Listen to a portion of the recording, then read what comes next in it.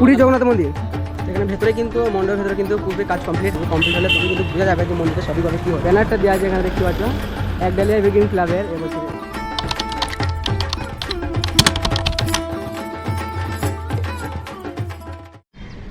Hello everyone, good morning. তো guys, আজকে আবার চলে এলাম দুর্গাপুজোর নতুন একটা থিম নিয়ে। তা এখন বাজে সকাল 10টা, আর এখন আমি এসেছি সাউথ কলকাতা। তা কলকাতার অনেকগুলো থিম তোমাদেরকে দেখেছি আগে দুর্গা ঠাকুরাই, এবছর আমরা 2024-এ।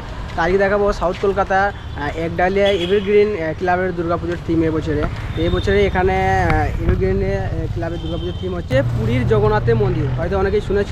যাই হোক, চলো এবার জগন্নাথের মন্দিরটা তোমাদের দেখাবো যেখানে হচ্ছে থিমটা। সেটা হলো কিন্তু আমার সামনে। এখন চলেছি একডালিয়া এভারগ্রিন ক্লাবে, যেখানে মন্দিরটা হচ্ছে জগন্নাথের মন্দির। দেখতে পাচ্ছ অনেকটা জগন্নাথের মন্দিরের মতন লাগছে, বাট এখন পুরোপুরি কমপ্লিট হয় না, ওই জন্য বোঝা যাচ্ছে না।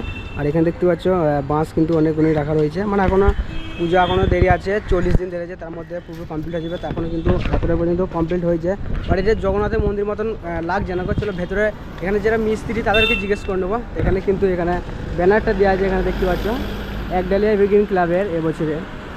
এখানে পুজোর যে ইয়েটা রয়েছে কিন্তু থিমটা কিন্তু লেখা নাই, এবছর থিমটা কী সেটা লেখা নাই।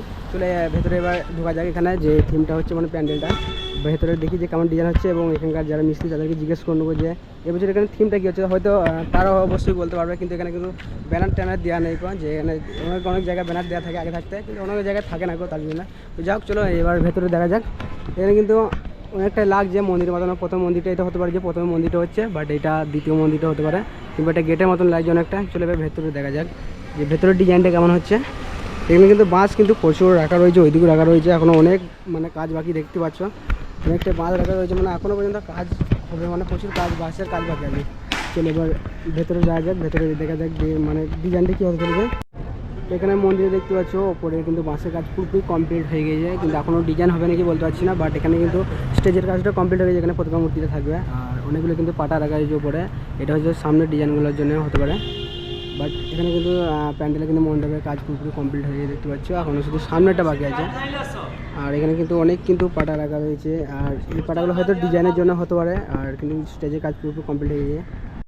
তো এখানে ভেতরে কিন্তু মণ্ডপের ভেতরে কিন্তু পুরোপুরি কাজ কমপ্লিট হয়ে গেছে, মানে বাঁশের কাজগুলো কমপ্লিট হয়ে যায়, স্টেজ পুরো কমপ্লিট হয়ে গেছে, কিন্তু এখনও পাটা রয়েছে, যায় না ওইগুলো মানে কী কাজে লাগবে, মানে সামনে যে ডিজাইনটা হচ্ছে ওইটাও লাগতে পারে, বাট ভেতরে কিন্তু অনেকগুলো ডিজাইন হতে পারে। যাই হোক, এখানে এবার মন্দিরটা কী হতে চলেছে সেটা এখানকার যে মিস্ত্রিগুলো রয়েছে তাদেরকে একটু জিজ্ঞেস করবো, যারা এই প্যান্ডেল তৈরি করছে অবশ্যই তারা মানে জানবে। এখানে প্যান্ডেলটা কী প্যান্ডেল হচ্ছে? এটা মন্দির হচ্ছে। কী মন্দির? এটা হচ্ছে পুরীর মন্দির। হ্যাঁ, পুরীর মন্দির, পুরীর জগন্নাথ মন্দির। হ্যাঁ। এখানে যে মিস্ত্রি তাদেরকে জিজ্ঞেস করলাম, বললো যে এটা কিন্তু জগন্নাথের মন্দির হচ্ছে। এখানে পুরী জগন্নাথ যে মন্দিরটা মানে আমাকে যেটা শুনেছ জগন্নাথের মন্দির হচ্ছে, বাট এখন পুরোপুরি কমপ্লিট হয় না, ওই জন্য বোঝা যাচ্ছে না। তোমাদের বললাম পুরোপুরি কমপ্লিট হলে তবে কিন্তু বোঝা যাবে যে মন্দিরটা সঠিকভাবে কী হচ্ছে। এখন দেখতে পাচ্ছ মন্দিরের যে সামনেটা রয়েছে, বাট কিছু কিছু মিস্ত্রি বলছে নাকি এটা কোথাও একটা শিব মন্দির হচ্ছে। আমি তাই জন্য ভালোভাবে কনফার্ম করলাম যে কী মন্দির হচ্ছে, বাট এরা বলে যে এই সেপ্টেম্বর মাসে 5 তারিখে নাকি ভালোভাবে বলে দেবে। এখন কিন্তু ব্যানার ট্যানার দেওয়া নেই, তাই কী মন্দির হয়েছে, বাট জগন্নাথের মন্দির এরা বললো, আমিও শুনেছি জগন্নাথের মন্দির। তো এখানে কিন্তু ওইভাবে কিন্তু জগন্নাথের মন্দির ওরকম কিন্তু প্রথমেরটা কিন্তু তৈরি হচ্ছে, আর এদিকে যে সামনেরটা কিন্তু পুরোপুরি এখন কমপ্লিট হয় না, সামনেটা কমপ্লিট হলে তবে বুঝে যাবে যে কী মন্দির হচ্ছে এখনও। এই পুরীর জগন্নাথের মন্দিরটা কিন্তু এতটাই কমপ্লিট হয়ে যায়, এখনও 40 দিন বাকি আছে, তার মধ্যে পুরোপুরি কমপ্লিট হয়ে যাবে, বাট এখনও পর্যন্ত কিন্তু ব্যানার দেওয়া নেই এখানে যে থিমটা কী হতে চলেছে। বাট এখন কিন্তু বোঝা যাচ্ছে না ভালোভাবে যেখানে সঠিকভাবে যে জগন্নাথের মন্দিরটা হচ্ছে কি না, কিন্তু প্রথমে যে মন্দিরটা ওরকমই কিন্তু হচ্ছে, তারপরে এখনও বোঝা মুশকিল। বাট এটা হচ্ছে যে 10 সেপ্টেম্বর বলে যে নাকি পুরোপুরি বলে দেবে যে কী মন্দির হতে চলেছে, কিন্তু এখন কিন্তু পুরোপুরি কিন্তু বোঝা যাচ্ছে না, দেখতে পাচ্ছ।